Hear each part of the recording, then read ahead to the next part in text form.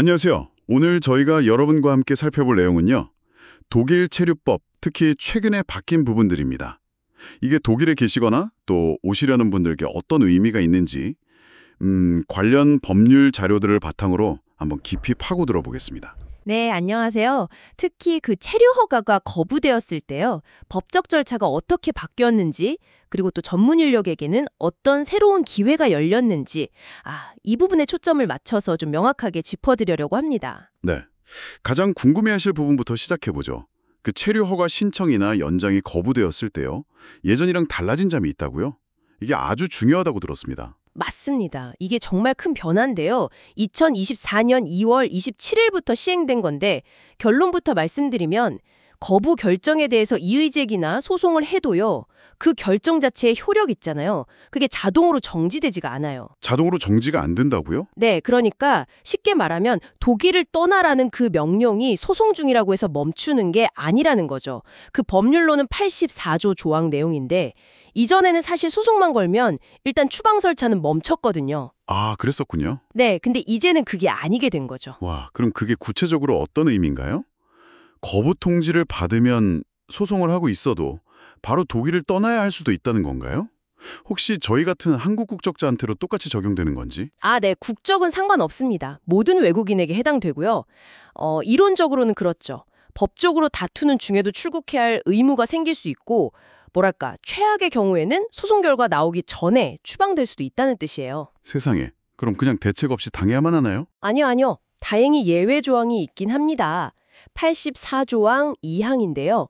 특히 이제 취업 관련해서 비자를 받으시는 경우 법원에 집행정지 효력 회복 신청이라는 걸 할 수 있어요. 이게 받아들여지면 추방을 막을 수 있고요. 아, 그런 방법이 있군요. 네. 또는 이의제기 기간 동안에는 일단 체류가 합법적인 걸로 간주될 수도 있고요. 근데 여기서 제일 중요한 건 속도예요. 거부 통지서를 받으면 정말 지체 없이 바로 법률 전문가랑 상담을 시작하셔야 합니다. 네, 알겠습니다. 거부 시에는 정말 신속하게 움직여야겠네요. 그런데 거부가 아니라 그냥 행정청에서 아무 연락도 없이 결정만 계속 늦추는 경우엔 어떻게 해야죠? 마냥 기다릴 수만은 없잖아요? 그것도 좋은 질문이시네요. 만약에 서류를 내고 특별한 이유 없이 3개월 이상 아무 소식이 없다면 행정법원에 무대응 소송이라는 걸 제기할 수 있습니다. 독일어로는 Untätigkeitsklage라고 하는데요. 무대응 소송이요? 네. 최근에 바이마르 행정법원 판결에서도 나왔지만 공무원들이 너무 바빠서 처리가 늦어진다는 건 법적으로 정당한 사유가 될 수 없다고 봤어요. 그렇군요. 그럼 그 임시체류 허가증 있잖아요. Fiktionsbescheinigung.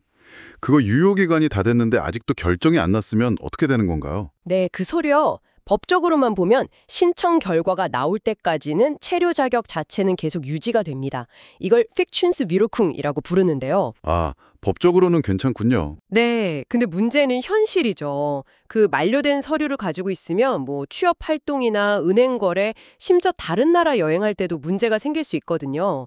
그러니까 반드시 유효 기간이 남은 새 증명서를 받아두시는 게 안전하고요. 그리고 만약에 신청이 거부된 상태에서 이 임시 허가증마저 만료되면 그땐 정말 조심하셔야 해요. 적절한 법적 조치를 안 하면 불법 체류가 될 수도 있습니다. 듣다 보니 좀 어려운 점들이 많은 것 같은데 반면에 또 독일이 전문 인력을 데려오려고 노력한다는 이야기도 있잖아요. 좀 좋은 소식은 없나요? 네, 있습니다. 맞아요. 그 점도 꼭 말씀드려야 하는데요. 2024년 3월부터 시행된 전문인력 이민법 개정안이 있거든요. 이것 때문에 특히 전문 기술이나 경력이 있는 분들한테는 새로운 기회가 많이 열렸어요. 오, 정말요?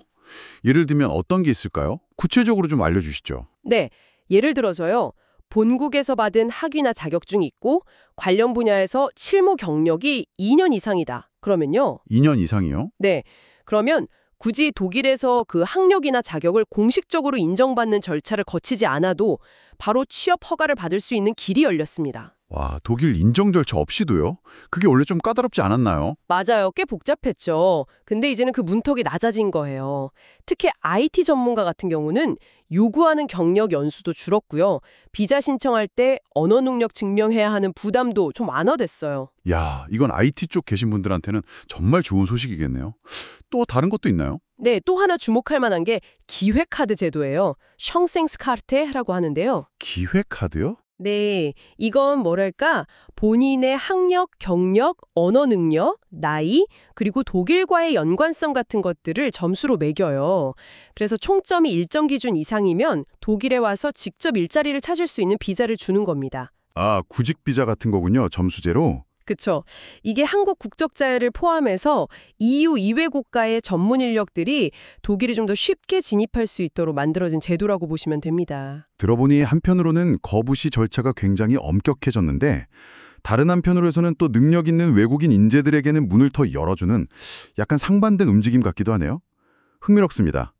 그럼 이런 변화 속에서 여러분이 가장 기억해야 할 점은 뭘까요? 딱 두 가지로 요약할 수 있을 것 같아요. 정보, 그리고 신속함. 그러니까 최신 법규 변경 내용을 정확히 아는 게 첫 번째고요. 그리고 어떤 상황이 발생했을 때 특히 거부 통지 같은 거요.